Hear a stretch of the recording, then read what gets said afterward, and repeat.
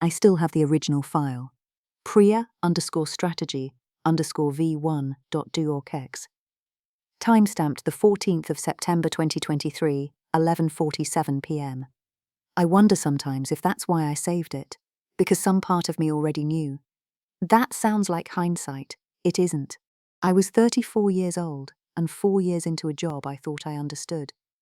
Commercial litigation at Wakefield Morton. Mid-tier city firm. Floors 6 through 9 of a building near Moorgate, glass-walled meeting rooms named after rivers. Hot desks for associates. Offices with doors for partners. The sort of place that installed a wellness room in 2019 and a diversity dashboard in 2021. I joined through their graduate scheme. One of 3 trainees of colour in a cohort of 22. I stayed because the work was good and because I told myself that being excellent would eventually matter more than being visible. I believed that for a long time. The Hartley engineering dispute landed on my desk in late summer.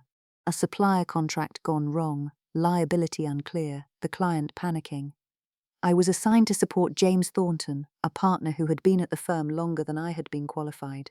He had the client relationship. I had the case files. I did not mind being junior. I minded being good at a job that did not seem to notice. But I told myself that the work would speak for itself, that someone was keeping track. The case turned on a limitation clause that no one had spotted. Buried in a schedule to a schedule. The kind of thing you only find at 11 p.m. on a Thursday, when you've read the same documents so many times they start to reveal their secrets. I found it.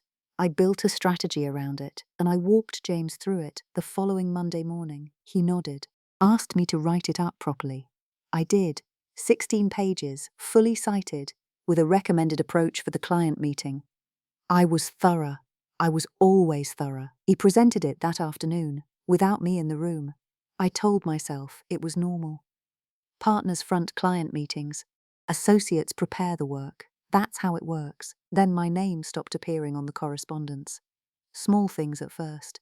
An email where I was moved from 2 to CC, then from CC to nothing. The internal case summary credited the Thornton team approach. James started saying we in a way that sounded like I. I noticed. I kept working. There's this thing that happens when you're the only one in a room who looks like you. You learn to second-guess your own perceptions. Was that a slight, or was I being sensitive? Was I being overlooked, or was I just being junior? The work was mine, but maybe ownership worked differently here. Maybe I didn't understand the culture yet, 4 years in, and I still thought I didn't understand the culture yet. The client started referring to James's strategy in meetings. He would smile, say something modest, and not correct them. I was in the room for those meetings, sitting at the table, taking notes. I told myself that the people who mattered would know, that the partners who reviewed my work would see the timestamps, the document trails, the late-night emails. Someone was keeping track. There had to be someone keeping track. It was a Thursday. 8 months into the case, I was copied on an email from James to the managing partner, one of those progress updates that go on file. He wrote, "The strategy I developed around the limitation clause has shifted their entire position." I read it 3 times. I had the original document on my desktop, my initials in the file name. The timestamp from that Thursday night 8 months earlier when I had found the clause that changed everything. Priya_strategy_v1.docx. Right there. I did not reply. I did not forward it to anyone. I did not march down the corridor or request an urgent meeting. I just sat at my desk in the open plan area where associates worked and understood something that should not have taken me 4 years to learn. No one was keeping track at all. There was no ledger of contributions, no neutral record of who had done what. There was only what people said out loud and who was believed when they said it. And James. James was believed. He was 18 months from his equity vote. Terrified of it. Everyone knew that.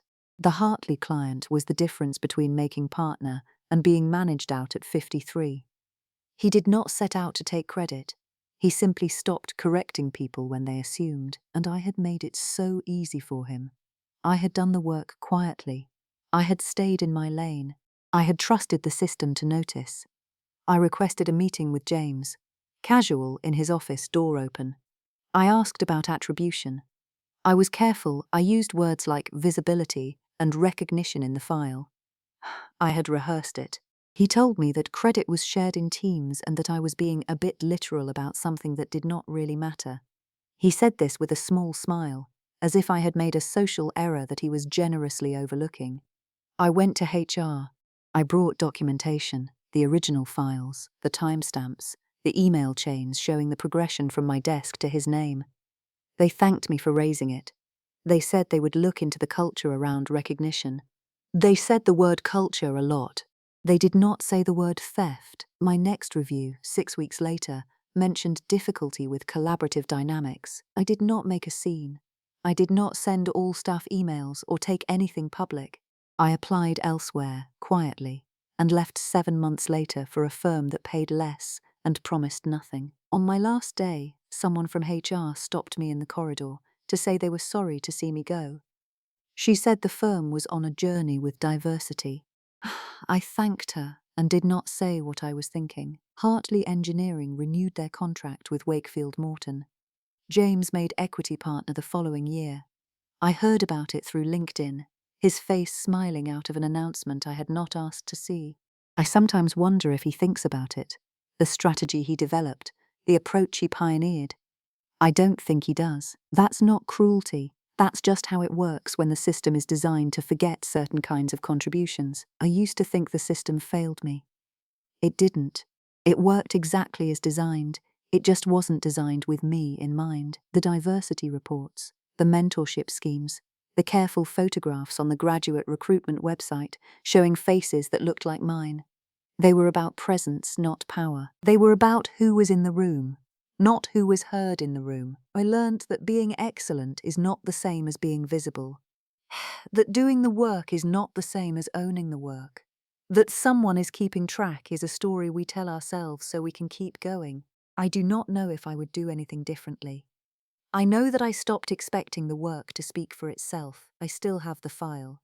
Priya_strategy_v1.dbx. I have never opened it again.